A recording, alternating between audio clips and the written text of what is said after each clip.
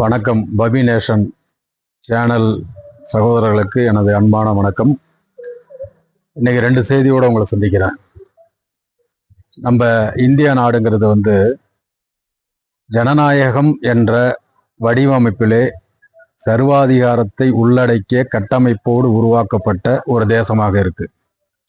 இதை இன்னைக்கு பேச வேண்டிய காரணம் என்னன்னாக்க, இன்னைக்கு தமிழ்நாட்டை எடுத்துக்கிட்டீங்கன்னாக்க, மக்களால் தேர்ந்தெடுக்கப்பட்ட ஒரு ஆட்சி நடந்துகிட்டு இருக்க இந்த காலகட்டத்தில் வேதாளம் பழையபடிக்கு முருங்கை மரம் ஏறின கதையா நம்ம தமிழ்நாட்டுடைய கவர்னர், அதுவும் பொறுப்பு கவர்னர் ஆய்வு செய்யறதுக்கு புறப்பட்டிருக்கார். இதை நம்ம தட்டி கேட்க எந்த விதத்திலும் நமக்கு அதிகாரம் இல்லாத ஒரு சூழ்நிலையை இந்த ஜனநாயகம் என்ற போர்வையில் கட்டமைக்கப்பட்டிருக்கும் இந்த சர்வாதிகார போக்கு நம்மை தடை செய்கிறது.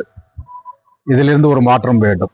அதுக்கு நம்ம என்ன செய்யணும் அப்படிங்கிறத நம்ம சிந்திக்க வேண்டிய காலகட்டத்தில் இருக்கிறோம். 2வது, சுயாட்சியை பற்றி பேசிக்கிட்டு இருக்கிறோம். நம்ம மாநில சுயாட்சின்னு குரல் கொடுக்கறது யாருன்னா தமிழ்நாடு மட்டும்தான். மற்ற மாநிலங்கள் எதுவுமே குரல் கொடுப்பதில்லை. அதுக்கு என்ன காரணம் அப்படின்னாக்க, சப்பாத்தி சாப்பிட்றவனும் ஹிந்தி பேசுறவனும் மட்டும்தான் இந்தியன் அப்படிங்கிற ஒரு மனநிலையை வடநாட்டு ஊடகங்களும் வடநாட்டு தலைவர்களும் உருவாக்கி வச்சிருக்காங்க.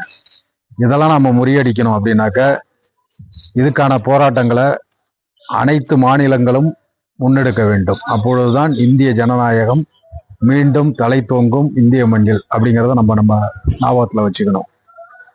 இன்னைக்கு நம்மளுடைய தேசப்பிதான்னு சொல்ற அந்த மகாத்மா பண்ண ஒரு பெரிய பாதக செயலால் இந்தியாங்கிற ஒரு நாடு ஒரு சீர்கட்ட நிலைமைக்கு, அதாவது ஒரு சர்வாதிகாரத்தை நோக்கி செல்லும் ஒரு சர்வாதிகார கும்பலின் கையில் சிக்கி கொண்டு தவிக்கிறது. என்ன அப்படின்னாக்க, வெள்ளையக்காரர்கள் ஆட்சி செய்த எல்லா நாட்டையும் சுதந்திரம் கொடுக்கும் பொழுது பெடரல் கண்ட்ரி, அதாவது பெடரல் கண்ட்ரியாக தான் அறிவித்தார்கள். அதாவது ஒருங்கிணைந்த மாநிலங்களின் கூட்டமைப்பாக அவர்கள் எந்தெந்த நாடுகளுக்கு சுதந்திரம் கொடுத்தார்களோ அந்த நாட்டை எல்லாம் அப்படித்தான் அறிவித்தார்கள்.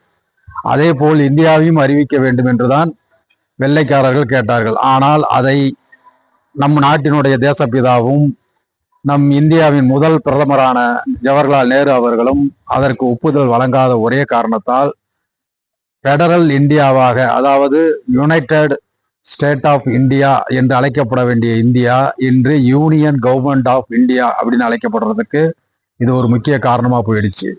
யுனைடெட் இந்தியா அப்படின்னு பெயர் பெற்றிருந்துச்சு அப்படின்னாக்க, நமக்கு சுயாட்சிங்கிறத யாரும் தர வேண்டிய அவசியம் இல்லை. அதுக்கு நம்ம போராட வேண்டிய அவசியமும் இருந்திருக்காது.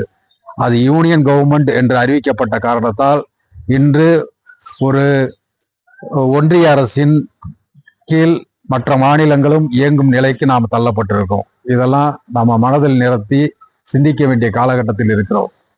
அது மட்டுமல்லாமல் இன்று மாநிலங்களுடைய அதிகாரம் என்றால் என்ன? இன்னைக்கு ஒரு வீடு இருக்குனாக்கா அந்த வீட்டுக்கு காவலா ஒரு நாயை நம்ம வளர்க்குறோம். அந்த நாயை இரவு நேரத்துல கட்டி போடாம அவுத்து விட்டோம்னாக்க அது பாதுகாப்பா இருக்கும். அதே நேரத்தில் அந்த நாயை கட்டி போட்டிருந்தோம்னா அந்த வீட்டுக்கு யாராவது திருடன் வரான், கொள்ளையடிக்க யாராவது கொள்ளையன் வரான் அப்படின்னாக்க அந்த நாய் தன்னோட கட்டப்பட்டு இருக்கும் கயிறிலிருந்து எவ்வளவு தூரம் வெளியில கத்த முடியுமோ, குலைக்க முடியுமோ அவ்வளவுதான் குலைக்க முடியும். அதால ஓடி அந்த திருடனை தாக்கவோ அந்த திருடனை விரட்டவோ முடியாது. அந்த மாதிரி தான் மாநிலங்களுக்கான அதிகாரம் வழங்கப்பட்டுள்ளது.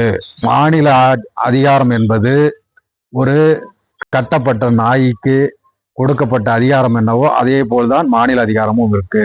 இதையெல்லாம் நாம் முறியடிக்க வேண்டிய ஒரு நிர்பந்தத்தில் காலகட்டத்தில் நாம் இருக்கிறோம் என்பதை நினைவுபடுத்துகிறேன்.